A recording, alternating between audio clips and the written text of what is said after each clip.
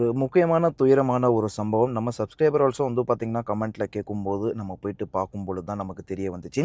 மக்காவிலிருந்து மதீனா, அதாவது உம்ரா செய்ய வந்தவர்கள். இதில வந்து பார்த்தீங்கன்னா, ஒரு மிகப்பெரிய பேருந்து விபத்து வந்து ஒரு ஏற்பட்டிருக்கு. அதில கிட்டத்தட்ட வந்து பார்த்தீங்கன்னா, 42 பேர் 42 பேர்கிட்ட வந்து பார்த்தீங்கன்னா, ஷஹீத் ஆயிருக்காங்க. அவங்க இறந்து போயிட்டாங்கன்னு சொல்ல முடியாது. ஷஹீத் ஆயிருக்காங்க அப்படின்னு தான் நம்ம சொல்லணும். அல்லாஹ்வுக்காக அந்த பாதையில அவங்க பயணிச்சு, அவங்களோட பாதையில வந்து பார்த்தீங்கன்னா, அல்லாஹ்வுக்காக அவங்க ஷஹீத் ஆயிருக்காங்க அப்படின்னு தான் நம்ம சொல்றது அவங்களுக்கு மரியாதையா இருக்கும். கண்டிப்பா அவங்களுக்காக ப்ரே பண்ணுங்க. இப்போ இந்த விபத்து எப்படி நடந்துச்சு அப்படின்றத நம்ம பார்த்தோம் அப்படின்னா, பஸ் டேங்கர் வந்து பார்த்தீங்கன்னா, அதாவது இந்த பஸ்ஸும் ஒரு டீசல் டேங்கரும் வந்து பார்த்தீங்கன்னா மோதியதில, இந்த ஒரு விஷயம் வந்து பார்த்தீங்கன்னா நடந்திருக்கு. இது யார் மேல தப்பு அப்படின்றத நம்ம இந்த இடத்துல பேசுறத விட, மொத்தம் 42 பேரு தெலுங்கானா, ஹைதராபாத்தை சேர்ந்தவர்கள். குறிப்பா வந்து பார்த்தீங்கன்னா, இந்த உம்ரா யாத்ரீகர்களுக்கு வந்து பார்த்தீங்கன்னா, இந்த சம்பவம் நடந்திருக்கு அப்படின்னே நம்ம சொல்லலாம். தயவு செஞ்சு நம்ம டிரைவர் நண்பர்கள் யார் யாரெல்லாம் இருக்கீங்களோ, கொஞ்சம் பார்த்து சேஃபா வண்டி ஓட்டுங்க. தூக்கம் வருதா வண்டிய கொஞ்சம் ஓரம் கட்டி ரெஸ்ட் எடுத்துட்டு ஓட்டுங்க. சரிங்களா?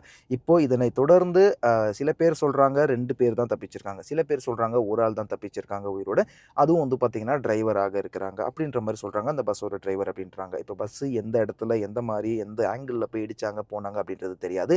இந்த நடந்த சம்பவம் நைட்டு அப்படிங்கிறதால, அ பயணிகளுக்கு சுதாரிக்கிறதுக்கு கூட வந்து பார்த்தீங்கன்னா, டைம் கிடைக்கல. ரீசென்ட்டா நம்ம தமிழ்நாட்ல ஆம்னி பஸ்ஸு அ சம்பவம் நடந்திருக்கிறத பார்த்துருக்கோம். அதிலேயே டைம் கிடைக்கல அப்படிங்கக்குள்ள ஒரு டீசல் டேங்கர் மேல மோதி, அவ்வளோ சீக்கிரம் டைம் கிடைக்குமா என்ன? தூக்கத்தில எல்லாரும் இருந்தாங்க. என்ன நடந்துச்சு அப்படிங்கிற அந்த ஃப்ராக்ஷன் ஆஃப் செகண்ட்ல வந்து பார்த்தீங்கன்னா, எல்லாரோட அந்த இதுவுமே கனவுகள் வந்து பார்த்தீங்கன்னா, நெருப்போட நெருப்பா கருகி போச்சு அப்படின்னு தான் நம்ம சொல்லணும். அல்லாஹ் அவங்க எல்லாத்துக்குமே வந்து பார்த்தீங்கன்னா, அ ஜன்னத்தில ஆலா மகாம் குடுக்கணும். சொர்க்கத்தில ஒரு சொர்க்கத்திலே சிறந்த சுகம் வந்து பார்த்திங்கன்னா, அவங்களுக்காக திறந்து வைப்பான் அப்படிங்கிறத நான் நம்புறேன். ஸோ துவா பண்ணுங்க. நீங்களும் ப்ரே பண்ணுங்க. நானும் ப்ரே பண்றேன். யாரா இருந்தாலும் சரி, எந்த மதத்தை சேர்ந்தவங்களா இருந்தாலும் சரி, தயவு செஞ்சு பார்த்து வண்டி ஓட்டுங்க. எல்லாருமே அவங்களுக்காக ப்ரே பண்ணிப்போம். பார்த்து சேஃபா இருங்க ப்ளீஸ். ஸோ இதுதான் அப்டேட்டு. இப்போ டிரைவர் அப்படின்றது அந்த பஸ் டிரைவர் தான் மிச்சமா? இல்ல இந்த டேங்கர் டிரைவரா? அப்படின்றது நமக்கு தெரியாது. எல்லாமே ஒரு உயிர் தானுங்க. ஸோ இதுதான் சவுதி அரேபியால நடந்திருக்கு. ஹஜ் கமிட்டியும், இந்தியன் எம்பசி வந்து பார்த்தீங்கன்னா, தேவையான நடவடிக்கைகள் எடுத்துட்டு இருக்காங்க.